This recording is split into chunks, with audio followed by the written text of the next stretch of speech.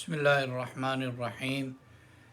جس طرح بارش سے پہلے بادل آتے ہیں، ٹھنڈی ہوا چلتی ہے اور سورج، دھوپ، گرمی چھپ جاتی ہے، چلی جاتی ہے، ختم ہو جاتی ہے، اسی طرح رمضان المبارک کے آنے سے پہلے بھی ٹھنڈی ہوائیں چلنی شروع ہو گئیں۔ شعبان کا سارا مہینہ رمضان سے پہلے کا انہی اللہ کی رحمت کی ٹھنڈی ہواؤں کے چلنے کا ہے۔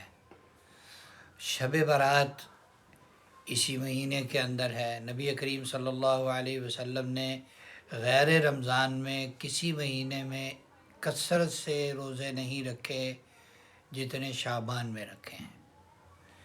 تو بعض دفعہ آپ لگاتار کئی دن روزے رکھتے تھے۔ تو یہ جو رات ہے یہ گویا کہ رمضان المبارک کے آنے کا اعلان ہے۔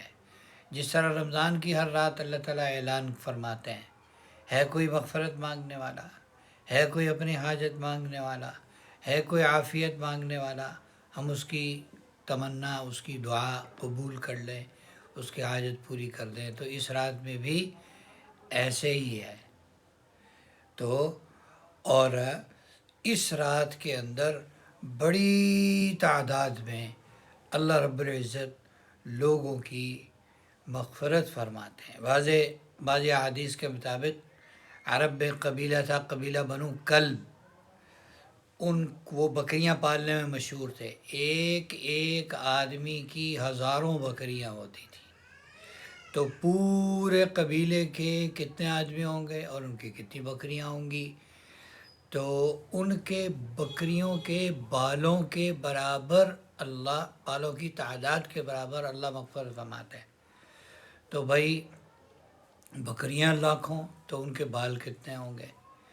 تو ایک بات ذہن میں رکھیں، جس وقت جس جگہ نیکی کا اجر زیادہ ہو اس وقت اس جگہ گناہ کا وبال بھی زیادہ ہوتا ہے۔ تو اس رات کو فضولیات اور لغویات میں لگنا یہ تو بہت سخت گناہ کی بات ہے، خاص طور پر آتش بازی میں لگنا۔ ہم خود بڑے وہ بھی سمجھیں، اپنے بچوں کو بھی سمجھائیں، ان کو احتیاط کرائیں کہ بیٹا نہیں۔ دیکھیں کتنی بدنصیبی کی بات ہے، اللہ کی رحمت اوپر سے نیچے آ رہی اور ہم آگ نیچے سے اوپر بھیج رہے ہیں۔ یہ معاملہ ہونا چاہیے ہمارا اللہ کے ساتھ۔